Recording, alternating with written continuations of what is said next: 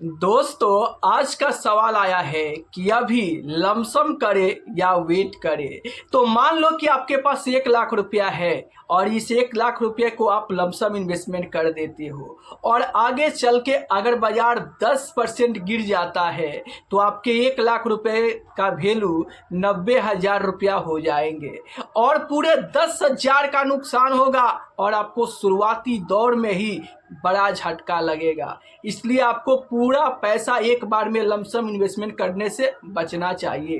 तो आखिर क्या है इन्वेस्टमेंट का सही तरीका? तो मान लो कि आपके पास 1 लाख रुपया है तो उस पैसे को आप 5 से भाग कर दो और 20-20 हजार रुपया करके आप हर महीने हर पार्ट में डालते चलो। मान लो कि आप 20,000 इस महीने इन्वेस्टमेंट किए, आगे चल के बाजार थोड़ा और गिर गया, फिर 20,000 डाले, उसके आगे फिर और बाजार गिर गया, फिर वहाँ पे इन्वेस्टमेंट किए। तो इस तरीके से अगर आप इन्वेस्टमेंट करोगे तो आपको एवरेज हो जाएगा और पहले से सस्ता एनएवी आपको अभी मिलेगा, जिसके चलते आपको यहाँ पर नुकसान कम देखने को मिलेगा।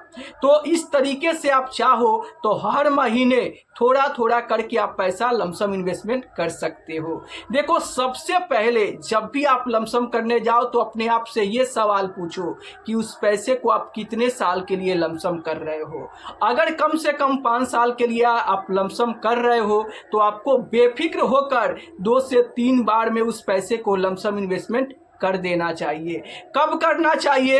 तो जिस दिन बाजार में कम से कम 2% 3% का गिरावट हो उस दिन आपको पैसा लगाना चाहिए। मान लो कि आज आप पहला लमसम आज 3% का गिरावट हुआ, आज आपने लमसम इन्वेस्टमेंट कर दिया। अब फिर आप बाजार पे नज़र बना के रखो कि फिर 2 से 3% का गिरावट कब होता है और उस दिन फिर आप थोड़ा थोड़ा पैसा लमसम कर देना और अपने SIP को कंटिन्यू रखो। देखो, जब भी आप लमसम कर रहे हो, लमसम के साथ अपने SIP को भी आपको कंटिन्यू रखना चाहिए, क्योंकि SIP सबसे बेहतर इन्वेस्टमेंट है। वो आपको हर महीने इन्वेस्टमेंट करने की आदत भी पड़ जाती है, जिसके जरिए आप अपने बचत करके और इन्वेस्टमेंट भी कंटिन्यू करते हैं। और SIP के साथ साथ आप थोड़ा थोड़ा पैसा लमसम करते चले तो ये बेहतर ऑप्शन हो जाता है। और अगर कोई इन्वेस्टर लॉन्ग टर्म इन्वेस्टर है, 10 साल के लिए 15 साल के लिए अगर उनको लमसम करना है और वो एक शॉट में बड़ा पैसा भी डाल देते हैं तो इससे नुकसान हो सकता है कि शॉर्ट टर्म में आपको गिरावट देखने को मिल जाए, शॉर्ट टर्म में हो सके कि आपको नुकसान देखने को मिल जाए, लेकिन लंबे समय में प्रॉफिट ही प्रॉफिट होगा। क्योंकि बाजार कहता है कि आप मुझे टाइम नहीं बल्कि बाजार में इन्वेस्ट करके और टाइम दो, वो आपके लिए पैसा बनाएगा। अब चलिए, दूसरा सवाल ये आया है कि DSP स्मॉल कैप फंड कैसा है। तो अगर मैं DSP स्मॉल कैप फंड की बात करूं तो आप स्क्रीन पर देख सकते हैं। यहां पर सबसे पहले एसेट एलोकेशन की बात करूं तो इक्विटी में 93.40% का एलोकेशन है, वहीं पर डेट में कुछ नहीं है। कैश की बात करें तो 6.60% का है। मार्केट कैप की बात करें तो लार्ज कैप में यहाँ पर कुछ भी इन्वेस्टमेंट नहीं है।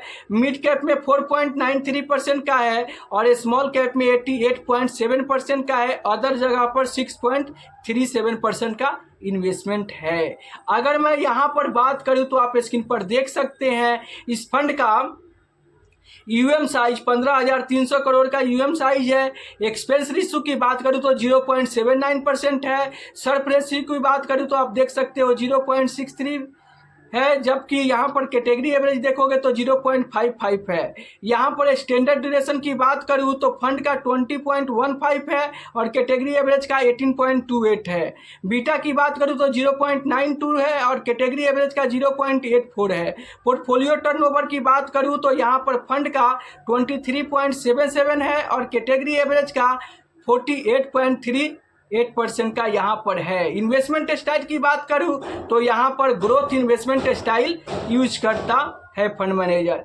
अगर मैं रिटर्न की बात करूँ तो आप देख सकते हैं यहाँ पर एक हफ्ते में 5.76% का रिटर्न है और एक महीने में 7.73% का रिटर्न है। वहीं पर 6 महीने में 0.63% का रिटर्न है। एक साल में 17% का, 2 साल में 9% का और 3 साल में 21% का रिटर्न है।